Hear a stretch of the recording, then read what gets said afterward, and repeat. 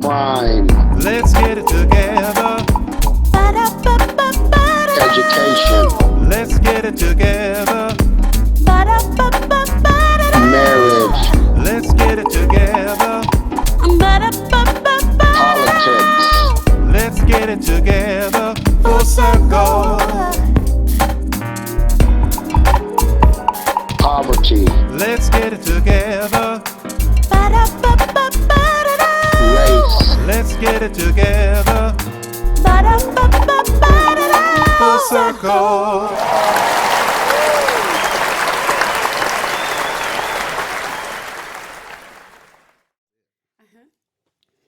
Hello, everyone, and welcome to the Full Circle Podcast Show, episode 11.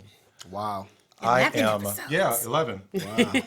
I am Darryl E. McCullough, the self-proclaimed sane poet, along with A Whitney Petty joining us again from Chicago in the studio. And as always, the breath of fresh air with a dynamite smile to match, Carmen L. Miller. Hey, everybody. Songstress. So let's get ready to have another fun and exciting show from a perspective of a liberal, a conservative, and an independent state of mind. Today's topic that was picked by our special guest, Detroit's own recording artist, Sam Turner, a.k.a. Uncle Sam. Uncle Sam. The topic he chose for us today is to discuss, so you want to be in the entertainment business. Sam will be joining the show shortly over the phones, and I'm sure he's going to have a wealth of information about what goes on in the biz. That's going to be a lot of fun. And you two guys are in the biz. Yeah, Somewhat. Well, yeah. I So guess you I can think say we'll that. be able Yeah. to put a little bit of all that in there. Little you know? flavor. Yeah. Well, let's talk about what's going on in the world today. I've got some things that are going on in Detroit as far as the principals Oh, wow. Okay. with the DPS, which You know what? I don't want to interrupt you, but I got to. you already did though.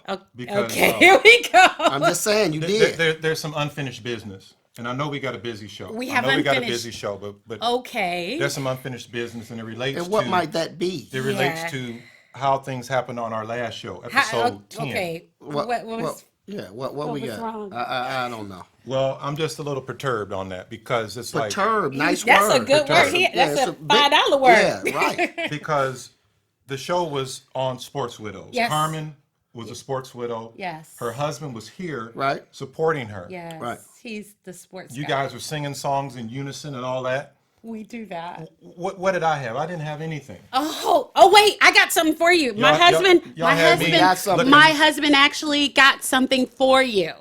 Bam. Oh He man. said this Bam. is for you. He wanted to thank you for having him on. And he also said, since you love nuts so much, Uh-oh. he bought you some of these. See, now you see why? Do you see I'm why I'm just saying, going? that See? was my husband. He asked me to Hey, get well, that.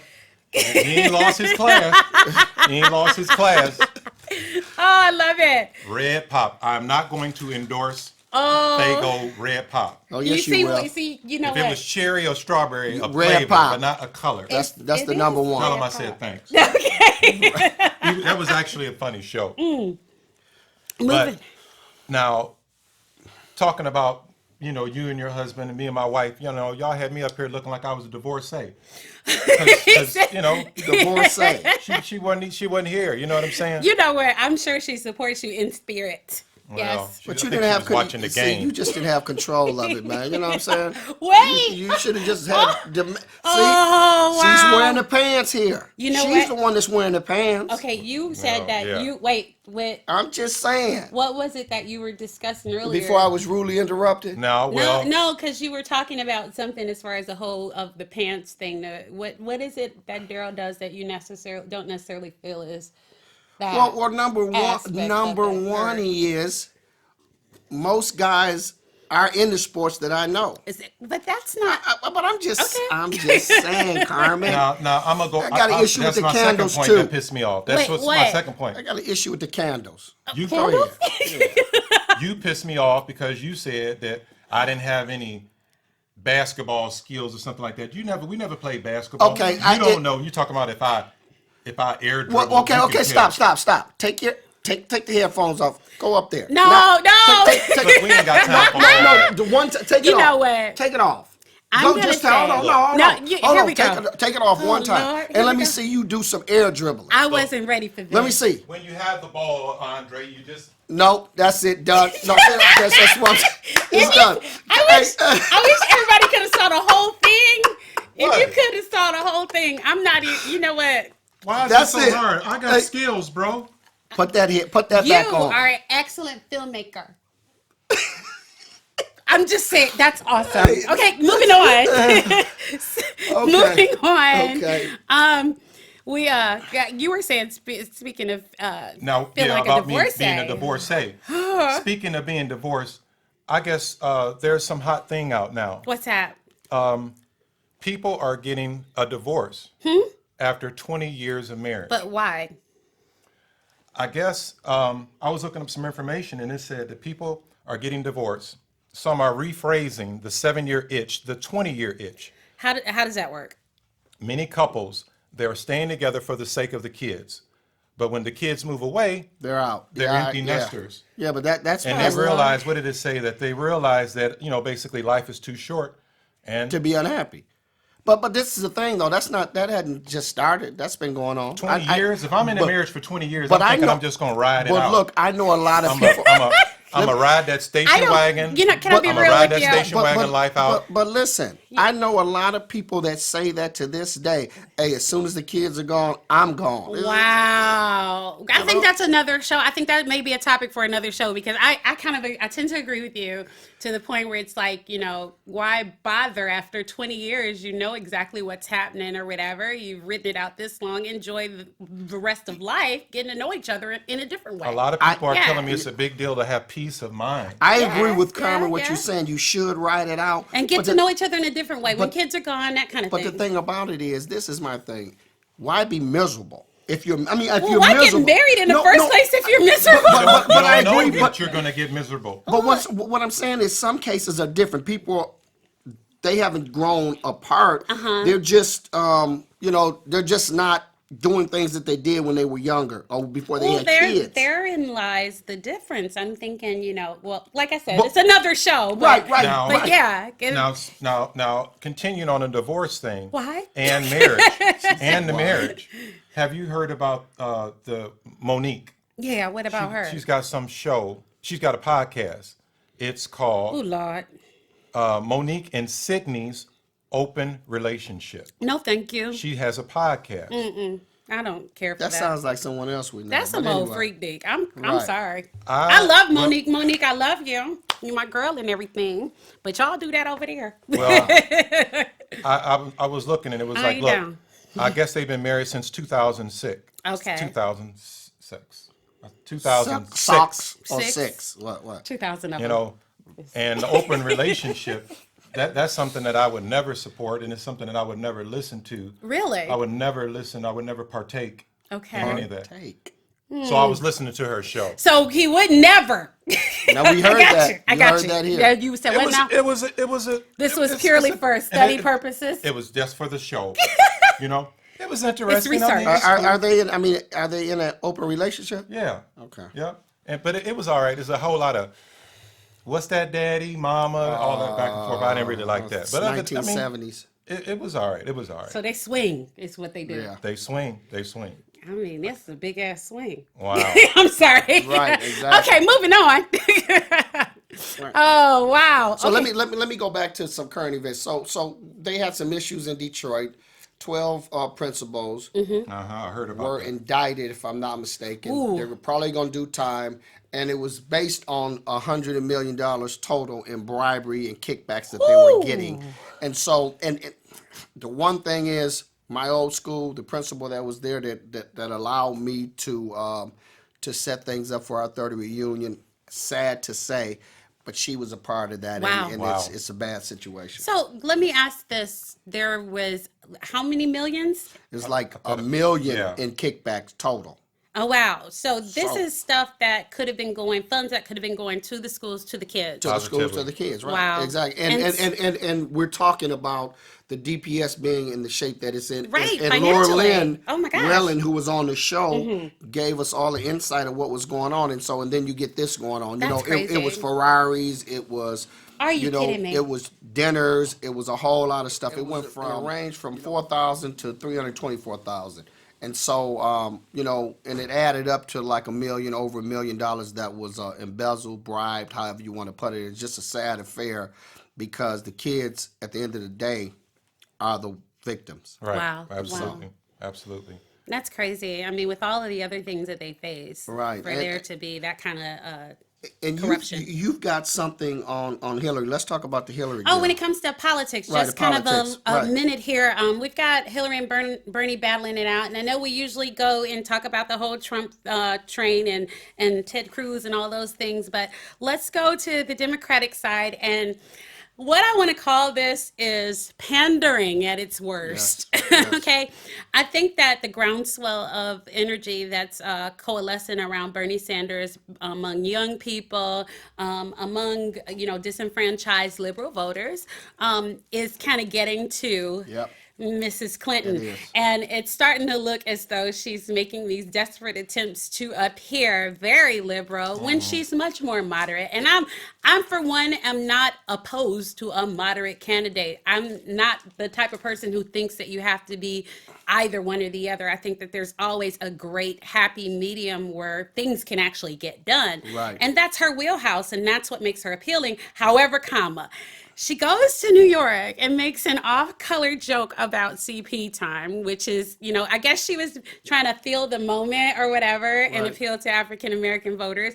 Mayor de Blasio's wife is African-American, and I'm just kind of like, I'm disappointed that that's where she went, because I'm like, dude, you're better than that. You know what I mean? but Now, the thing that about happened it with is- that whole subway thing? It was all in that same day? Okay. And then there was a big Wow. protest. Then there was a big protest of Verizon and their layoffs.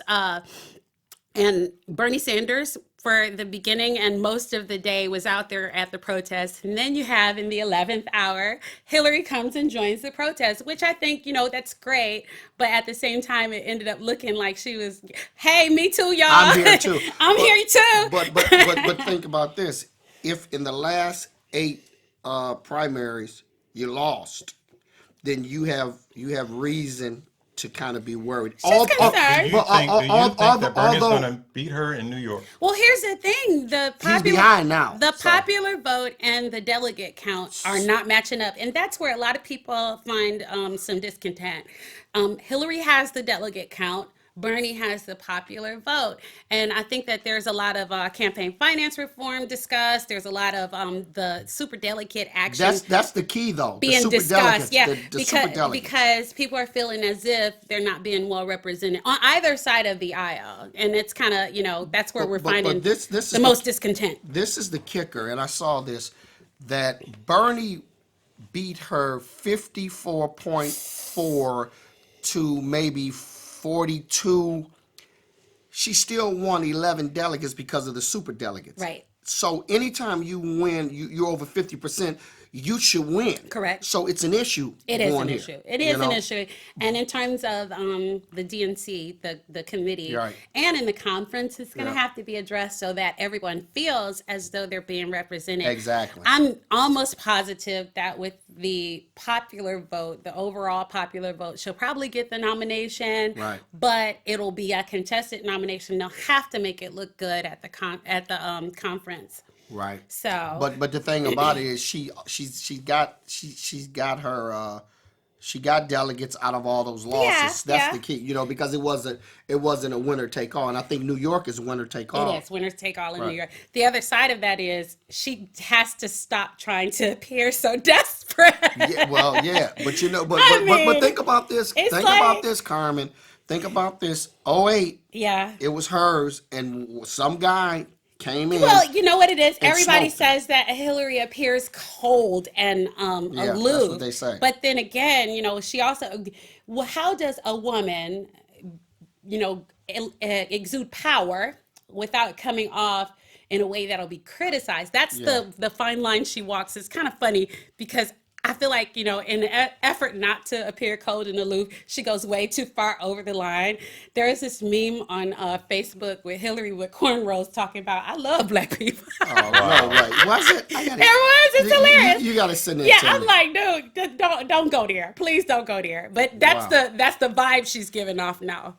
Right, so. But that's what we got out of politics. And we know what's going on with the Republicans. This is going to be a mess in Cleveland. You know when what? that goes down. Let's just forego talking about it this week because my head hurt. Yeah, I know, but it's madness, I though. just wonder why they did it in Cleveland, but okay. Let's go. Let's But I wonder forego. why they do a lot of things in Cleveland. What? What happened? So, Okay. Hopefully we'll have a caller soon, but maybe we should go on and move on into the subject. Anything else politics, though? no, I think we're actually getting closer to where we're getting down to the wire as far as the conventions coming up and that kind of thing.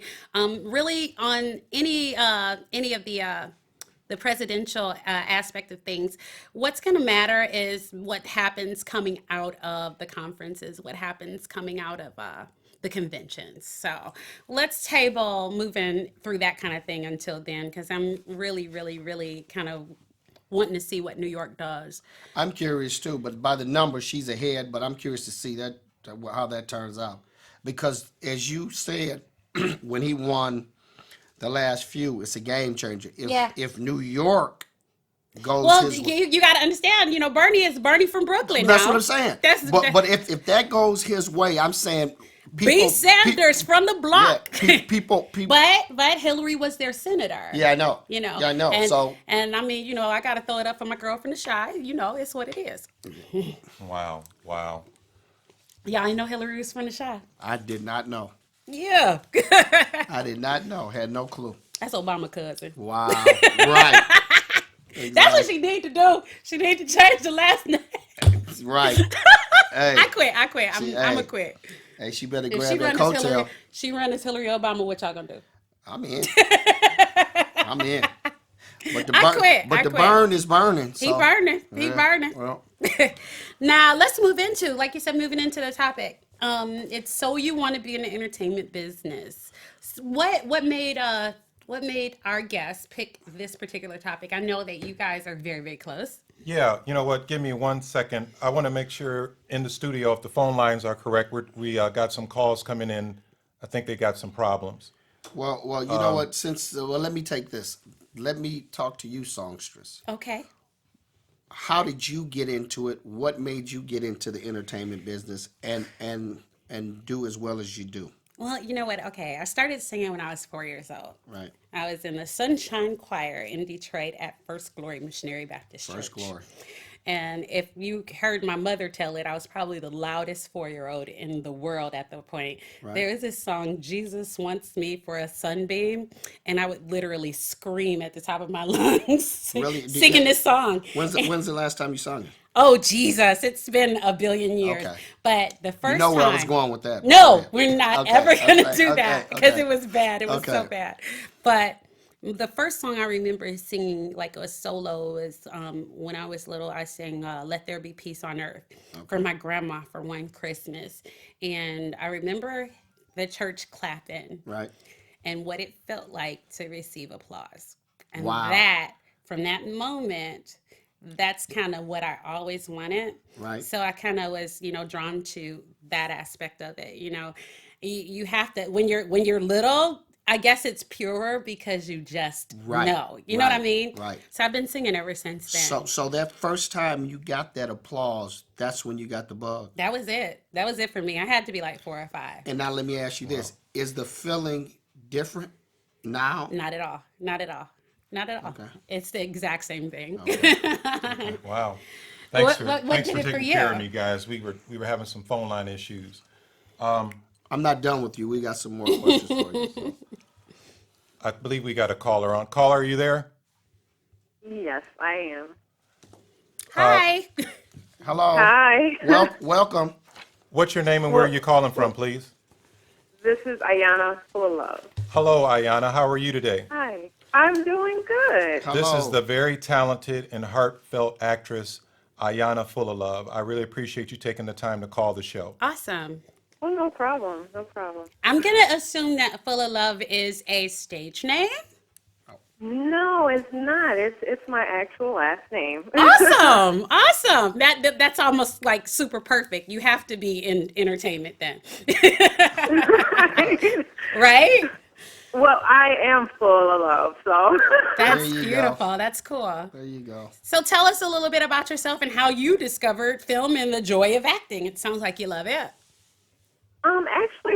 Actually, the passion for acting started at a young age. You know, my sister and I, we would always reenact movies, videos like that. So that's it. It started out small, and then I sort of got into taking acting classes, and then I went to Second City. I graduated from the conservatory program. From there, doing improv. Then it went into theaters and films and commercials, and Wow. so that's kind of how I got into it. Oh, Well, awesome. well, now let me ask you something. We've all heard the statement or the wording starving artist. So how do you kind of balance your love of the arts versus having to get an income if you don't have any gigs or anything like that? I mean, how do you do that? Well, actually, living in Michigan, Uh-huh. the market is completely different from Los Angeles, New York, Chicago, or even Atlanta. So you don't make as much as they do, those markets, because they're always busy. Here you have your independent films, but Right. you don't make as much as those markets, and you have your industrial films and your commercials, Awesome. and you have your theater, but it's not a constant flow. So you have to balance it by having a supplement to your income, or having, I have a spouse who supports me and believes in my passion and my dream. That's great. So that makes it a lot easier. You can't just say that you're going to do that and that's it. I mean, you can't flourish here like that in Michigan, at least. Right. I haven't thus met anybody who could do that and just make it, a living off of acting. Yeah, you said independent movies or films, Film. and it's funny. It's funny that I was on scene one time and I saw you, and I can't remember the name of that movie, but Larry Simmons. What was it? What was it, dude? Locked in a Room. Locked in a room. Right. Locked in. That's Yep, the first yep. time I was able to see you, and I Wow. thought you did a great job. Cool. Oh, thank you. Yeah. Quick Now, question. did you work on a Love That Hurts too? No, I was just visiting. Oh, okay. You were visiting. I a was Love. visiting Okay. right when you were doing the scenes. Oh, okay. Yep, Okay. yep. Quick question. My son is in theater school right now. What advice would you give to like interested actors in preparing for like casting calls and things like that? Well, if he's in theater school, he's on the right path anyway. Yeah, Because I mean, theater and film are two different, completely. I mean, they're two different things. Actually, when it comes to acting, because theater you have to be bigger, you have to act to the last row, and with film, like acting is more subtle. So, I mean, is the question in terms of someone who wanting to go into film or just Yeah, and he's overall interested acting? in being a film actor as well. So yeah. Okay, so then I would say take acting lessons for film too, because it's completely different. It's very subtle. It's very like the whole process is different from theater. Is that That's something from my experience. is that something you do? Do you do both, or is that something that you just particularly focus on film? I'm sorry, I didn't hear you. Do you do both, or do you just focus on the film aspect? I have done both, but my passion is film, and that's my strength is film. Awesome. Acting, like in theater, like I said, it's larger. You have to be bigger, and to me, I don't want to say it's not authentic, but that's not my strong suit. Awesome. So, but with the casting calls, I mean, social media is one of the largest things. They're always putting casting calls out there. You can go on any like the Michigan Film Commission. You can look up there. They list. Oh, I didn't know auditions. Michigan had a film commission. You have. I'm sorry. I didn't know Michigan had a film commission. Okay. Yeah, we do. We do. I like that. I like that. No, but you know what? This is the I- kind of thing that will be useful It's to people listening informative, in. yeah. And- That's yeah. great because those commissions help you. It's like a one-stop shop, the ones that I'm familiar with in Ohio. Okay, that's cool.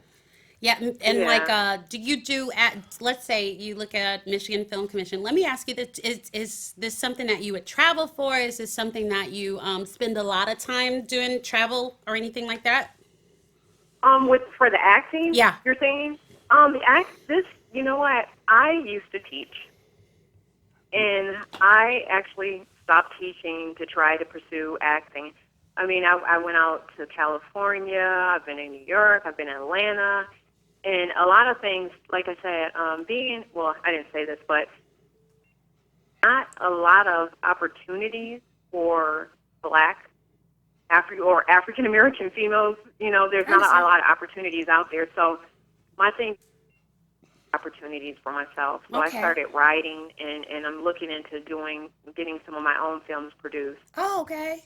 So yeah, that's something that I'm working on full time, trying to get going on that. But you one thing I say is if you continuously do it and you stick with it, I mean that's what you have to do. If that's your passion, you have to stick with it and Right. go the long haul with that.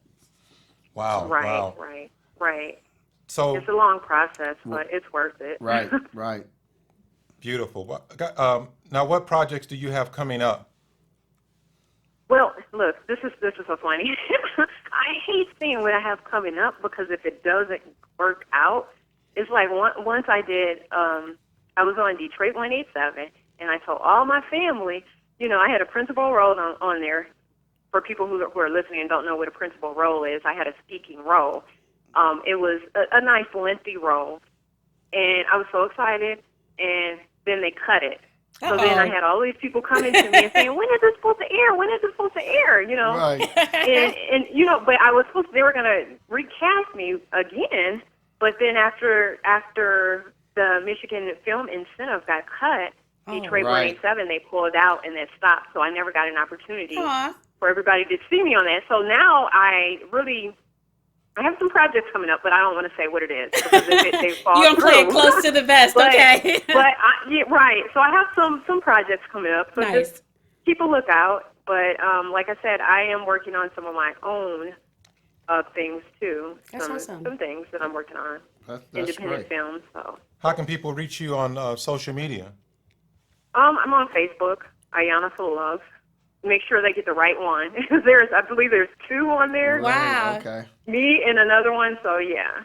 Let me ask you this. This is my last question. Like, as far as your social media presence, how important is it for you to like have a website or things that people can find online? Or where do you keep your work if people need to find something of you online? Right. And it is social media because that's one of the things they want to know. Where can I find your reel? And if you look on social media, a lot of actors, they have their work just listed right there on social media. So, I mean, and like having a website, like what you mentioned, I used to have a website. I need to get that back up. But that's important. Like if they want to Google your name and all of this information pop up and they can see the work that you've done. Even IMDb, that's an important website. Oh, wow, absolutely, yeah. Absolutely. Yeah. Absolutely. Wow. Well, thank you, It's a Ayanna. resource for actors. Oh, thank you. We- I really want we- to. We appreciate you. Thank you so much. It's been really informative. Thank you. I'm sure Have a lot nice of people day. are going to appreciate this. Yes, And we will be following you. absolutely. Okay. Okay. Okay. Talk It to was you later. nice talking to you guys. Yeah, Thank you you so too. much, Thanks. okay? All right. Thanks. Okay. Yep. Bye-bye. Bye-bye. Believe we should have another caller. Are you there? This is Larry. Larry. Hey. What's up? Larry What's up, Simmons, the Larry very Simmons? creative, independent director and filmmaker. Okay. How are you? And Hey. music producer Wow. also. That was his first thing. Oh, had no idea. Yep. Yep, absolutely. Yep. Okay, Absolutely. Larry, Me you and, know what? Tell me about and you, Drake. because they know. I don't know. Tell me about who you are and what you do. Let me say this real quick. One thing and that's what I said to Ayanna. One thing, and I always tell people this: Larry has been true to this entertainment thing for a long time. He stuck with it. He stayed with it, and he's still with it. And that's the key. If it's Wow. something that you love, you have to stick with it. That's absolutely true. So Okay, give us the rundown. I grew up in the city, obviously, the city of Detroit. Studied theater at Wayne State University. And as Mr. Petty said, I started out in music, and, I worked with a lot of different groups, but I always considered myself a writer. Okay. To the bottom of my heart, I always felt I was a writer, and eventually I started writing screenplays. Mm-hmm.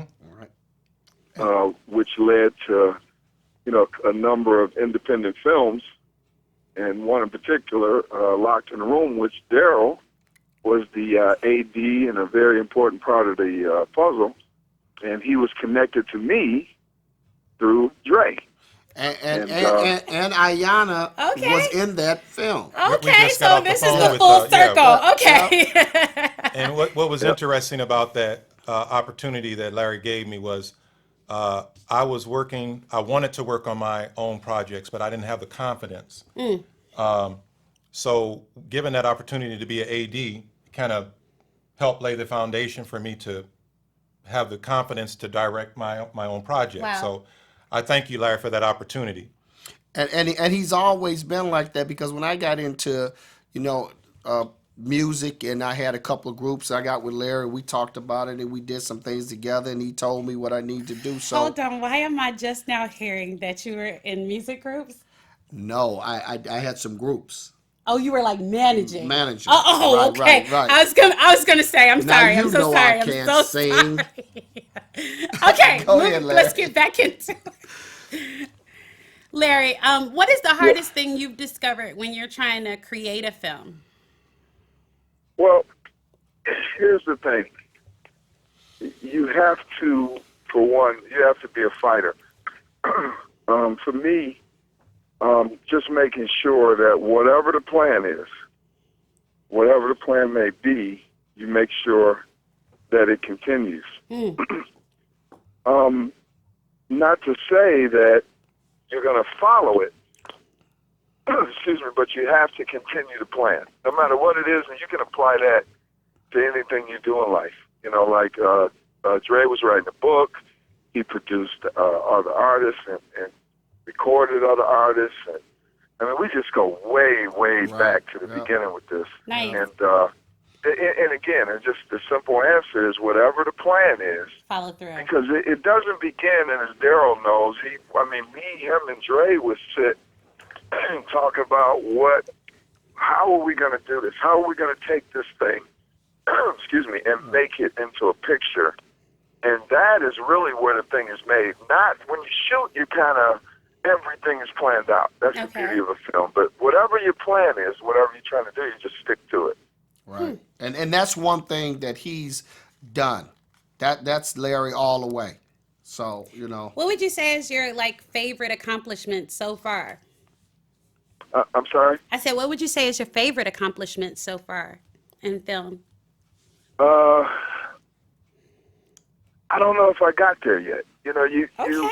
every time you do something, it's almost like with I met MC Breed a few years before he passed. Hey, no Future he was- and your friend. Okay. He was good friends with Tupac, Mm. and he said, Tupac was just amazing. And what was the most amazing about Tupac is it's just like any other artist. When you're in the middle of the journey, you really don't know that there's things going on around you, and people are clapping and people are cheering. You just you're doing what you love doing. Like when I watch you guys podcast, you guys are having so much fun. I just try to referee. And That's all. then I had to slide this in. The best part is when Darryl and Dre have controversy. That's like the best part. Thanks, man. Well, Because I've heard her say, "Okay, guys, we're gonna move on." And I'm like, "No, don't move on. Let See them, there? because that controversy I wish we could is say it was where it's scripted, at. but we really don't like each other. Yeah, we don't. Hey, It's live action. hey, now, let me ask you this, Larry. What's the primary focus when you're producing a film? You know, is it sound? Is it visual? You know, what are you looking for when the final project is done? And not to mention the quality of actors and things like that. Right. Right. Well, what you're looking for, that's like there's two answers to that. What you're looking for originally is you want to make sure that whatever the vision originally that everybody agreed, a bunch of people have to kind of agree, yeah, let's make this a film. Okay. Once you get that, you have to make sure that every department has what it needs to make that dream come true. You have to have the proper sound. You have to have, you want to make sure you're properly lit.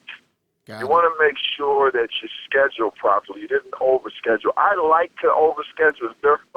Darryl will tell you, we had so much fun, but we were shooting, like, what did we shoot, Darryl, that first day, 18 hours? Oh, man. It was, Yeah, no, it was literally, about- it was 18 hours. Yeah, it was about 18 hours. And the first few days, I always overschedule just because how can you sleep? How can you sleep when you're doing the greatest thing that a child's dream? How can you sleep when, man, we're making a movie? Does it feel like So- work at all? I'm sorry? Does it feel like work when you're in that mode? Oh, no, never.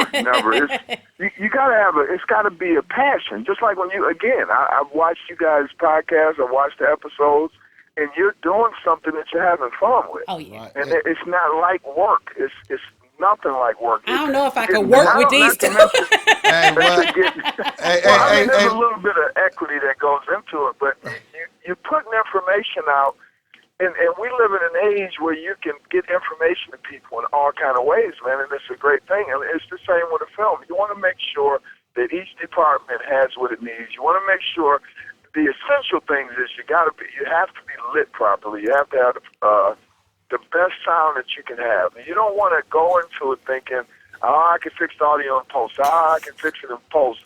Because a lot of films never get completed because they don't, exercise the decision to make sure that they're getting the best that they can get the first time around. So the first time around, you want to make sure you're getting everything you get, or you'll be reshooting and trying to, do audio, and you just don't want to do that. Well, hey, Larry, let me tell you this. When, and if I'm not mistaken, it was on Washburn when you did that what was it? Closed door? What was it? Locked in a Say room. that Locked in a room. Locked in a room. And I never said anything because you and Darryl were really working.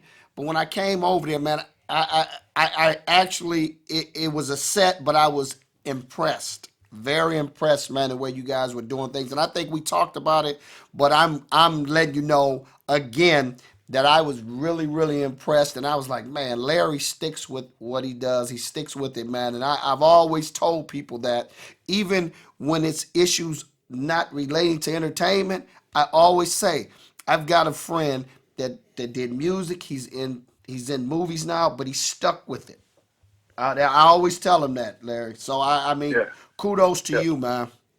Yep, and I appreciate that. And that's really the only way that we can all really. Henry Ford was told that it was ridiculous to think you can build cars with a line full of people. Right. Edison was told he was insane that he can flip a switch and a Right. light comes on. Right. Yep. So you have to stick to your gut. If you come up with if you have a vision, or you come up with an idea, or you say, hey, this is what I want to do, the hardest part is going to page one or initially going with it, and sticking with it is even harder. But once you do, you're going to find success. Right. Awesome. Exactly. Yeah. Exactly. Some kind of way. Some Yeah. kind of way. So now let me ask you this.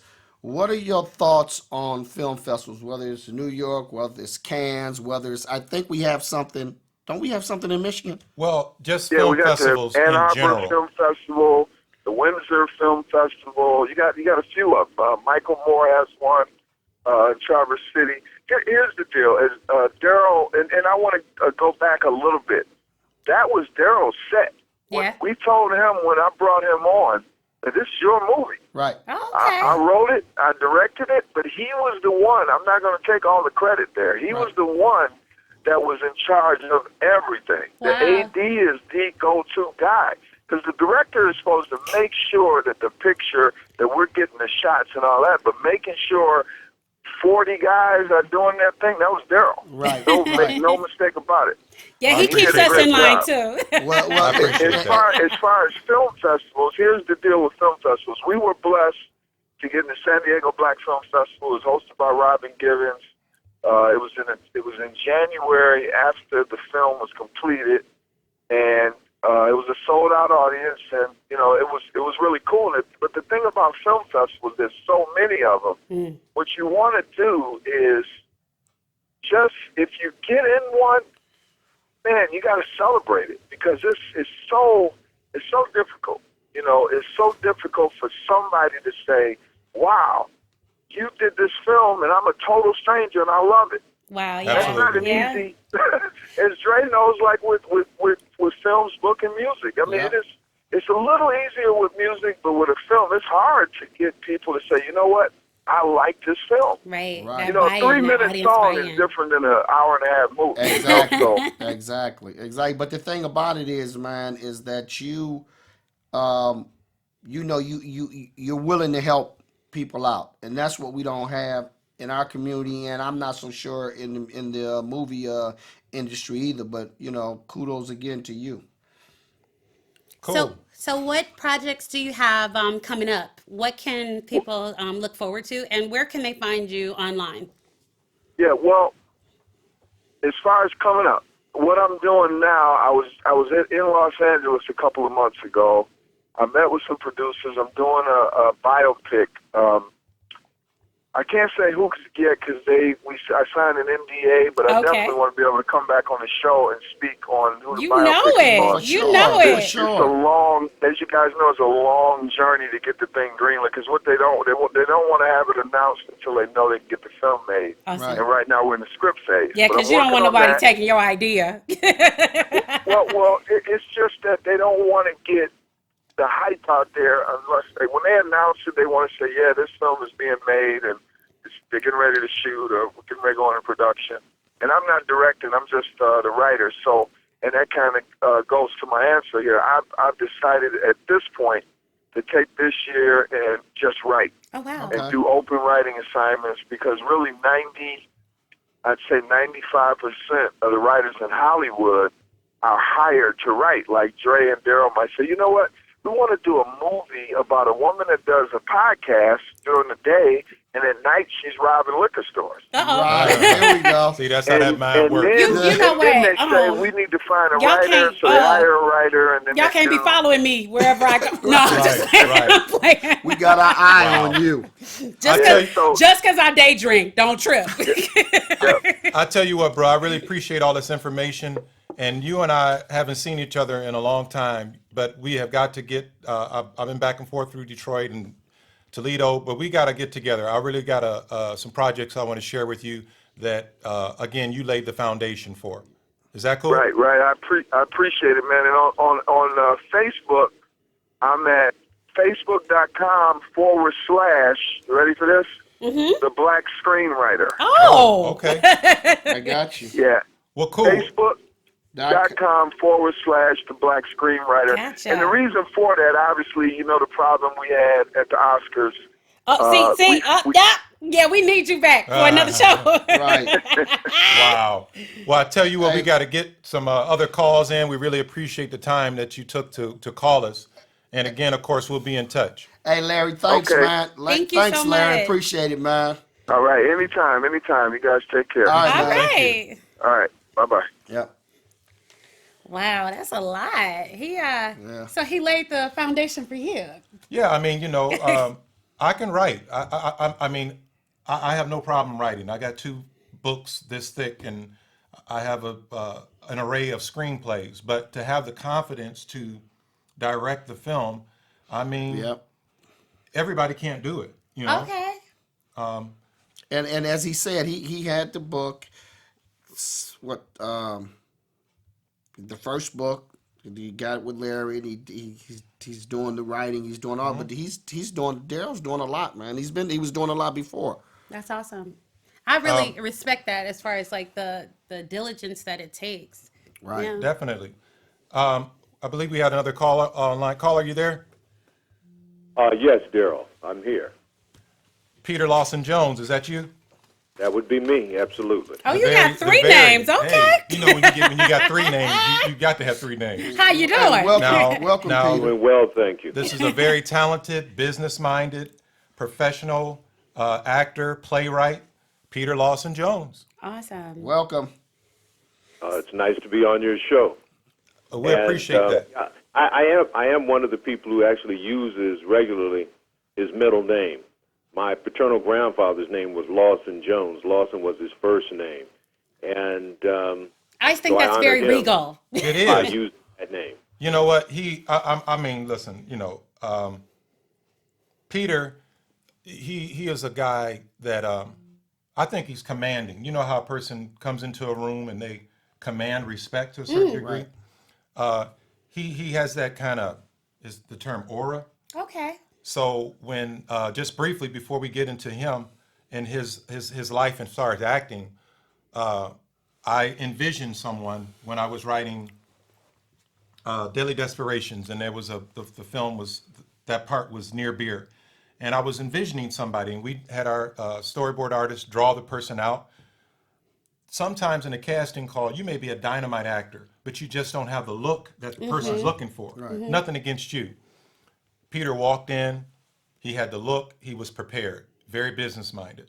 So that's why even after projects, we have still remained in touch. Awesome. That's crazy great. I just listening to your voice, I can hear that deep, Yep. very commanding kind of thing. Tell us about yourself and how you I'd got like into to take acting. I'd like to take credit for my voice, but that's purely genetic. So I owe that to common.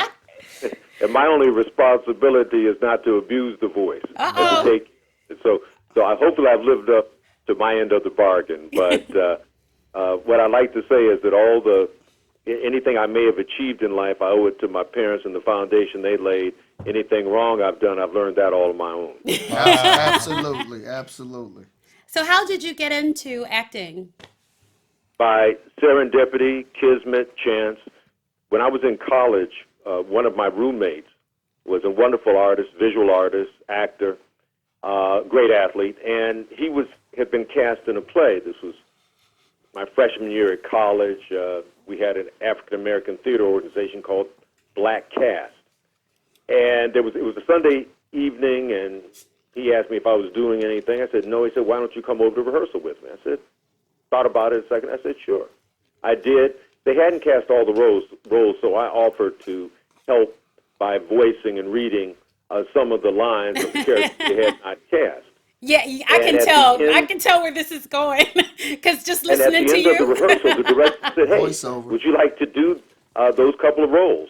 I thought another millisecond. I said, sure, why not?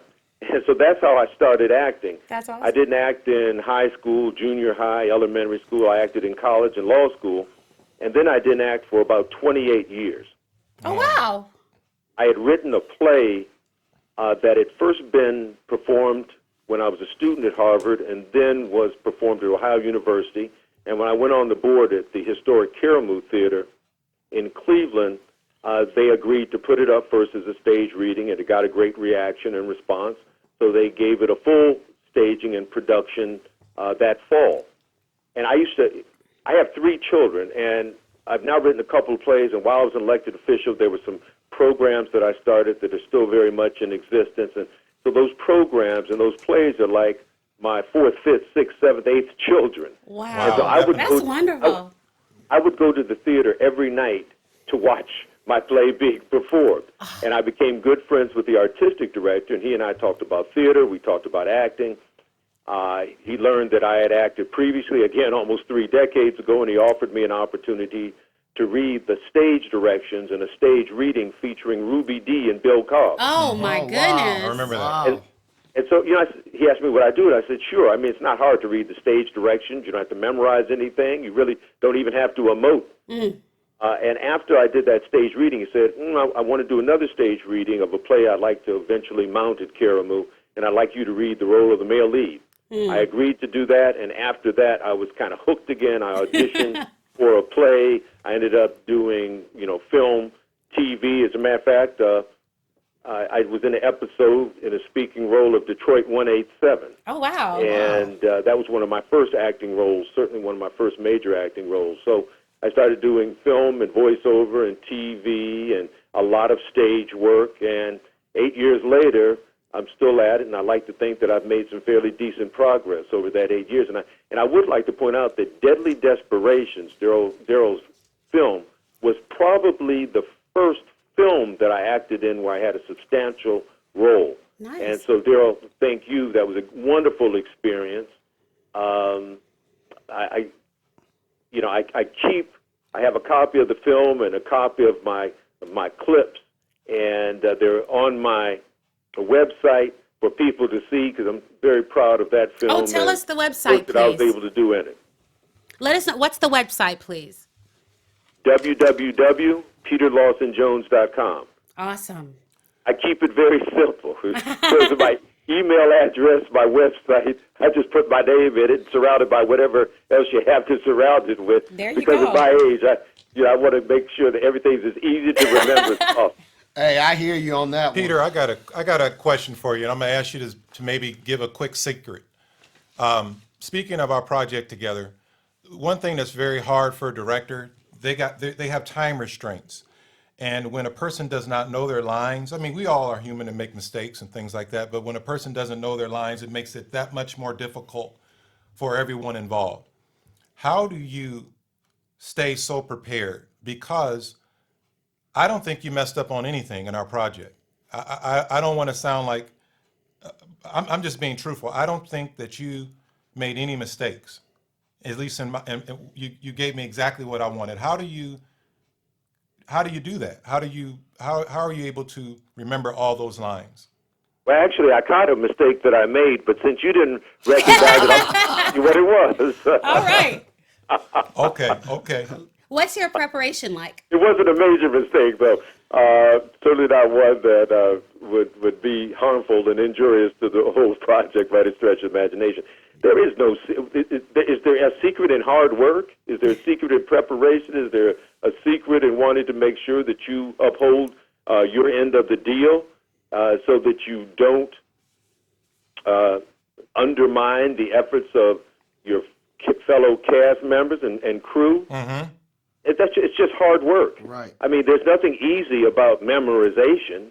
I mean, I don't know any memorization tricks. The only thing I know is to go over it again Right. until I've learned it and I'm comfortable with it. I will say one thing, that when it comes to memorizing lines, whether it's for an audition or for a play or a film, it's always helpful. After you've learned the lines in your own head, you need to run them with somebody else. You need to hear the other voice outside of your head, Right. so that you can respond to it and become comfortable with hearing somebody else say their lines, and you're responding to the cue lines that are in the script. So if there are any secrets, those are the secrets. But quite frankly, I think there's an obligation that you owe to those who are involved in the project to be prepared, and so you take the time that's required to do so. It's no more difficult than that. Let me ask you this real quick. What advice would you give someone that was interested in being an actor, actress, in terms of casting calls? And it's interesting. I read a number of actor publications, theater performer publications, and almost every day that you read one, there's some advice on how you prepare for an audition. Okay. I would. Which ones would you recommend? The first thing is to read, if you can, if the whole script is available to you, read the entire script. If it's a play, read the entire play. Got it. You need to know exactly where your character fits in, how he or she interacts with the other characters, what their relationships are. So the first thing is know the entire script. Got it. One of the things I already suggested that is you go over and over and over your lines again and again and again.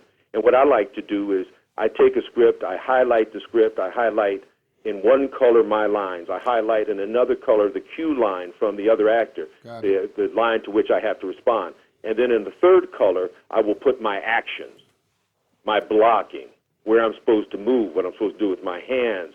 Do I laugh? Do I frown? So I think it's very important to go over a script and do all of those things. So you work hard to learn your lines. You have gone through the script.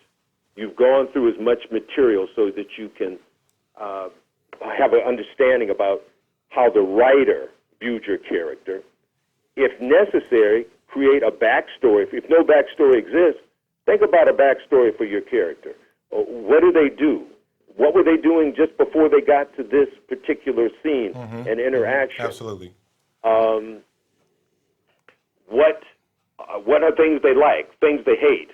How old are they? I mean, if a lot of those things might be in the script, but some you might have to, based on what you read and see of the character in the telescript or in the play, to come up and define a backstory for that character. Oh. Well, I'll tell you what, whatever you're doing, it is definitely working. Peter, what you got upcoming? Wow, there is a lot that's going on. 2016 is such a great year. I'm knocking on wood right now it should continue. I will share for last the thing that I'm probably the most actually excited about. But over the next couple of months, I have been cast in one of the lead roles in a classic contemporary American theatrical piece, Inherit the Wind, and I'm playing, which is about the fictionalized account of Scopes' monkey trial. Oh, wow. There used to be a law, there was a statute for a while in many states, but in Tennessee they arrested a teacher back in the 20s for teaching evolution in the classroom, Darwin's theory. And this has been converted to a play and into a movie. And so I'm playing one of the lead roles, one of the lawyers that battle in the courtroom in this case. All right. I will be doing a web series in New York called Where's the Love? You can actually see some of the first episodes on YouTube, and you could Google it. Where's the Love TV? I'm also have been cast in a short film that's to be developed in a longer piece on Hannibal the Great, Hannibal the Conqueror. Oh. And I've been cast in the role of Hannibal's father, Hamilcar, who was also a general and soldier in the Carthaginian army. Well, I'll tell you so what. Those are three projects. I just signed on, and I have a feeling I'm going to be doing a fair amount of travel on I-90 and I-80. I just got signed by a significant talent agency in Chicago, and so I'm hoping soon to be doing a fair amount of auditioning there, hopefully for Chicago PD and Fire and Med, as well as for Empire. At least those are my hopes. Well, cool. And You got a lot of things going on. Right. Do not lose my number, all right? Because if you blow I up, won't. if you blow up, I blow up. My okay? contact list. You know how he always Here he goes forget again. about He us. forgets about us. So that's No, all I mean, He never says we. Should I walk the red carpet? All of my friends are walking it. Friends and family are walking right along with me. There you go. Right. There you go. Well, I tell you what, Peter, we're gonna say our goodbyes. We really appreciate you Thank taking you the so time much. to Well, call us. Jill, can I ask you your indulgence for 30 more seconds? Because one thing that I'm extremely excited about is that I wrote my second play, The Bloodless Jungle. It's a full-length political drama. Okay. And it's already experienced one stage reading, another one scheduled for June 5th at Ensemble Theater in Cleveland Heights. And hopefully by as early as Monday, I will have confirmation of a full production and staging Wow. this fall in the greater Cleveland area. So So don't lose my number either, okay? All right, that's huge. I'd love to come back on and talk about The Bloodless Jungle at some point. Absolutely. Okay, we'll do. We do would that love again. to have We'll do that. We would love to have you back on for sure. Congratulations. This Okay. has been fun. Hey, And so, A great show. Keep on doing what you're doing, and however I can be of assistance, let me know. I love appreciate it that, when and he means brothers that and too. sisters are doing great things and informing the public. We appreciate you, man. Thank you. Thank you. Okay. Hey, Later on. and by the way, I use my middle name too all the time. Okay. Good for you. Yeah. Take I'm not the care. only one. Thank you. Right. Take care, brother. Bye-bye Hey, now. bye Take now. care, man. That was very cool. I want his voice to be like my answering. Hey, on man, my that's phone. Yeah, His this voice guy. is- Hey, he Very was awesome. cool. Very, He was very. awesome, man. My whole thing is about professionalism, and I can't say that enough about him. Very professional, talented guy. I believe we got another caller online. Caller, you there? Yes. Darnell, is that you? Yep, that's me. Darnell, the singing sensation with the hit song "Strawberry Lemonade," the very talented Darnell Kendricks. Welcome, Darnell. Welcome. Thank you for having me. How are you? I'm doing fantastic. How are you guys? We're doing great. Excellent, excellent. So you sing. What kind of music do you sing?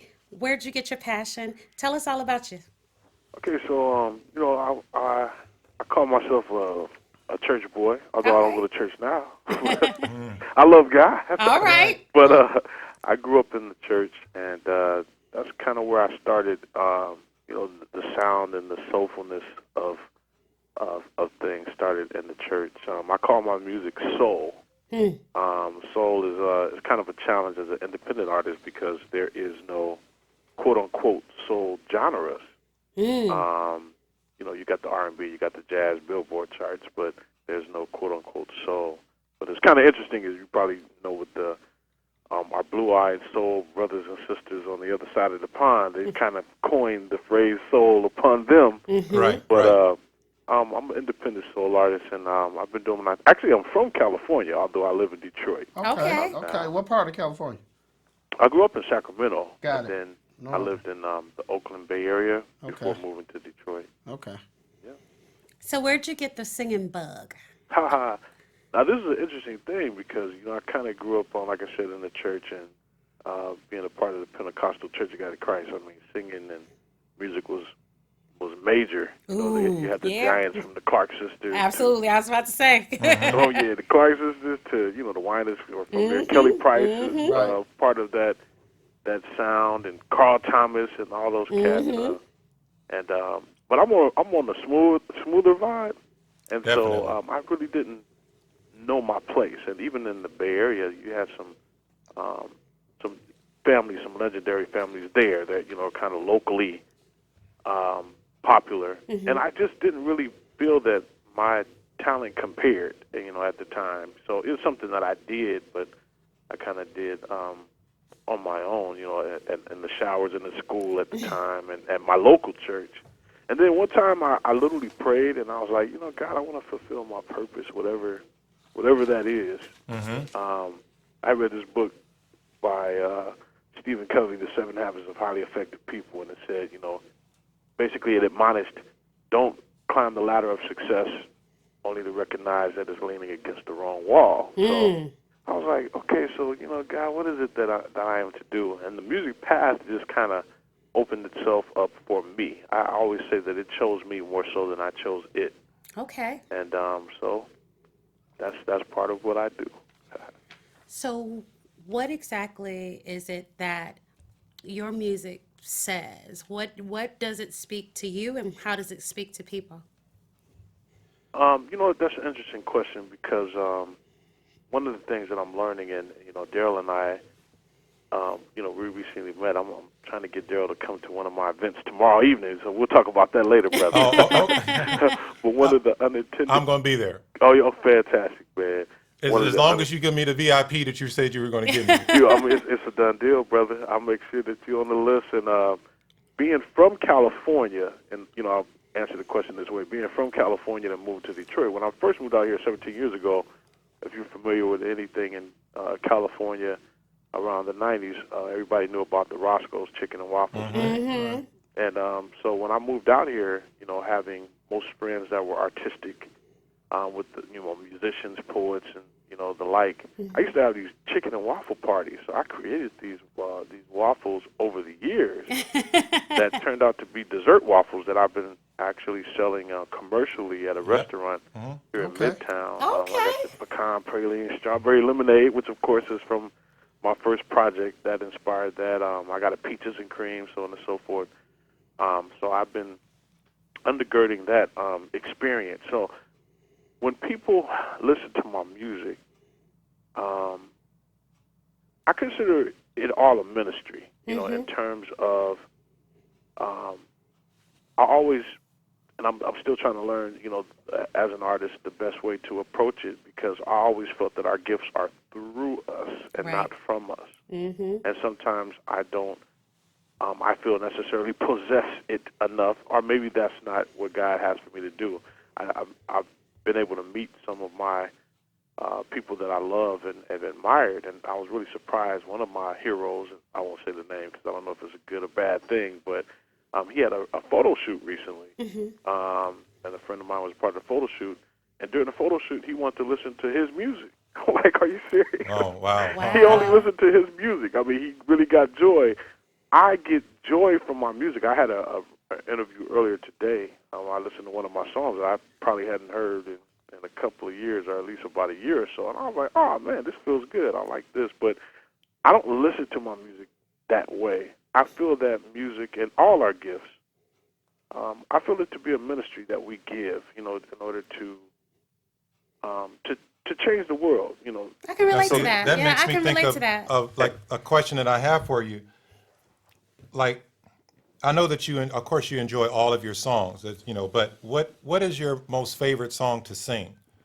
Okay, that's kind of a little better, because asking a favorite song is like asking who's your favorite child. You know, that's not, Well, Right. yeah, but you know what? We all know the answer. There is an answer to that question. We just don't want to say that. It's not politically correct. we love them all the same, girl. You know, that's the correct answer. You know, it's really interesting.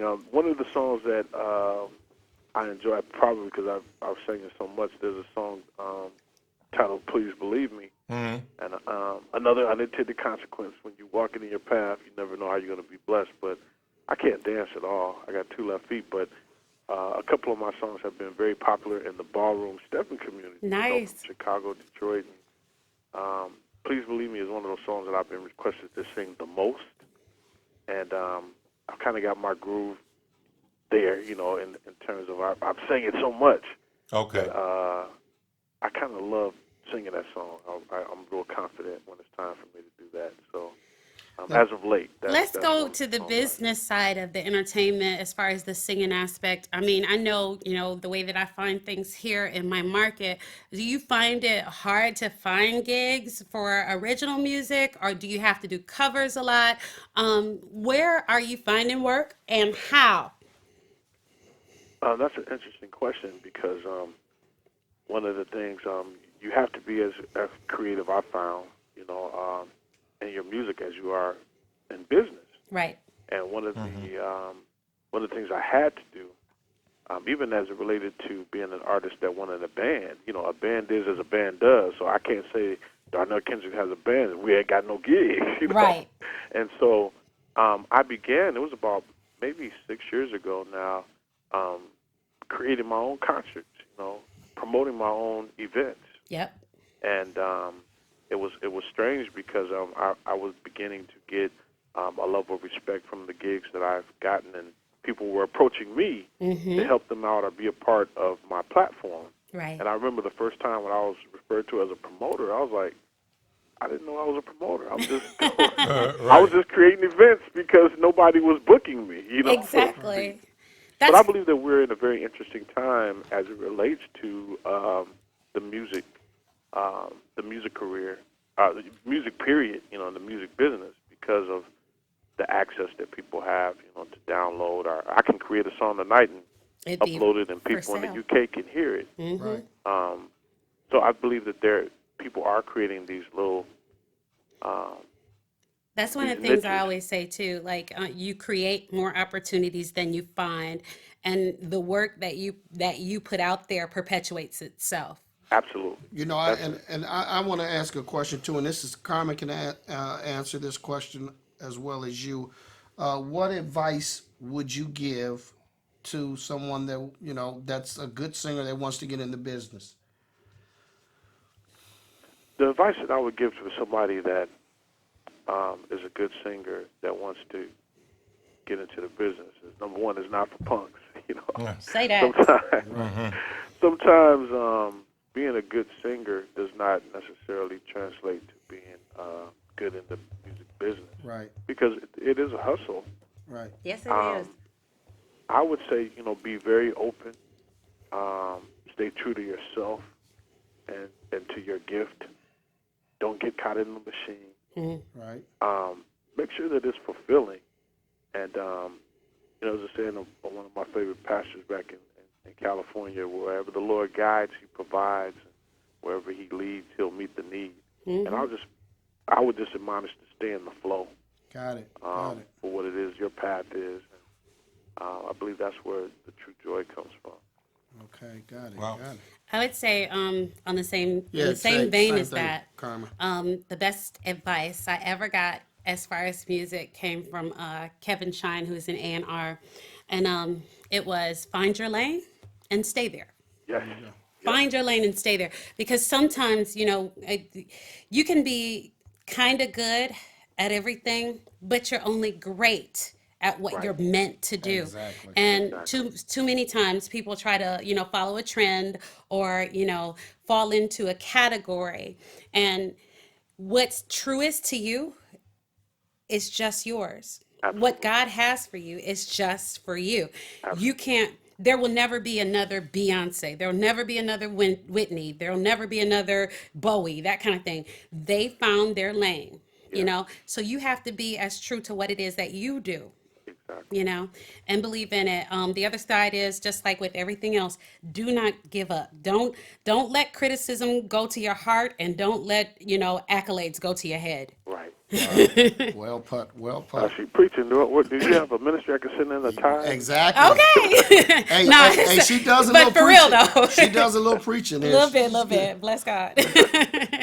So, I just want to know where it is that people can reach you on social media. What do you have coming up? Oh, you said something about that Darryl has to come too. We want to know too. What's up? Yeah. Okay. So, quickly, my second project was titled The Smooth Soul Cafe, and I'll go into that story at another time when y'all call. I can be part of your show again because it's a little lengthier.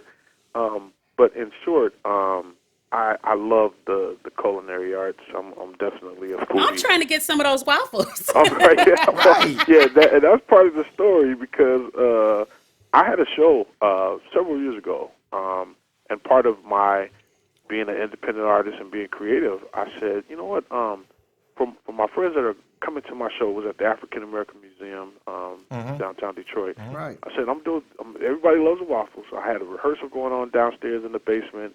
I have a great team of people that around me. I said, let's do waffles for everybody that purchases tickets.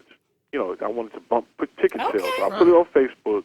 That day, I had over 50 people that came to my house to purchase tickets and got waffles throughout the day. Wow. It was ridiculous. I was like, I don't want 50 people at my house. I don't have that big of a house. And throughout the evening, it was such a success that they said, you need to open a restaurant. Just the thought of that just was nowhere in my head. So they said, you need to take it to a restaurant. And so, long story short, I went to Maccabees downtown, which is right across from the Detroit Institute of Arts, the Midtown area. It's a building owned by Wayne State. I approached the owners with my concept. I said, I want to present my waffles.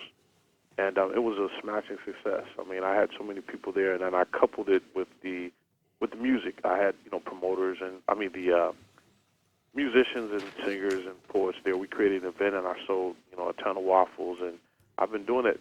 June will be my 4-year anniversary. Hey, congratulations, brother. So I do it month by month, generally. I think I'm going to skip May. Hey, I'm available for a show with some waffles. Hey, Well, I'm doing it tomorrow, actually. I call it the Smooth Soul Cafe at Maccabees. This is National Poetry Month. Oh, wow. So I have several poets that are going to be there. A buddy of mine, Jeff Kennedy, who is a great artist. He has a new CD. He's going to be doing some performing. There's a brother named Navek, who is an awesome painter. He's a visual artist, and he has these paintings he calls Happening Paintings, and he's going to be doing a live painting tomorrow as well. Cool. And I'm serving the peaches and cream with the peach schnapps, butter glazed waffle, pecan See, praline, you know strawberry what? lemonade. What you don't know, what you don't know is when you're talking to a chunky girl and I'm wrong. Well, I know you got me down for the VIP, but I may have to get 2 more people on that. Hey, Okay, hey, well, you know, all you got to do is inbox me. Let me know, brother. Hey, hey, once again in Midtown, where's that at? Just let the viewers know. Midtown is right. No, I mean where are your waffles at? At what restaurant? Oh, they're at Maccabee's, but the unfortunate part is they're only on an event-by-event basis. Okay, I got you. Got Okay, it. okay, okay. My next event will probably be in June because I want to do a big 4-year anniversary. I think I'm going to take a break in May because I'm doing some recording on my new CD project. Beautiful. well, cool. Yeah. Where can people reach you on social media? I'm definitely a Facebook guy. I'm trying to branch out of Facebook and do other things. I have an Instagram. I don't even know how to get there, but Facebook is my living room, so to speak. And I just started blogging, too, so cool. I'm going to catch up on some blogs. But you can reach me primarily on Facebook, and then I'll lead you everywhere else from there. Okay. Beautiful. Well, Darnell, thank you. thank you so much for your time and your insight. I really appreciate that. And I'll get in touch with you later on tonight, okay? Hey, thanks, look forward to Darnell. it. Thank Thank you you all. so much. Thanks, bro. All right. Bye-bye. Ted Cruz wins Wyoming, sweeps it. Ted Cruz. Wow. Ted Cruz, Republican convention. Oh, it's looking different now. Wow. I believe we should have another call on the line. Caller, you there? Hello? Joe, is that you, brother? Yeah, you got me? Joe Jody Williams, the very What's talented, good? creative, Welcome, behind Joe. the camera, in front of the camera. Wow. He's got a Thank ton. you. This is something that the all the guests that we brought are important, and we appreciate it. The full circle, we try to bring our best to you. Okay. And I think what you're experiencing with all these guests that we've had tonight, this is what we're trying to bring to you, as well as this gentleman here who's worked on Soul Food, Roll Bounce, Breakup, and also the hit television show Empire. Nice. Outstanding. Nice. How you doing, Joe?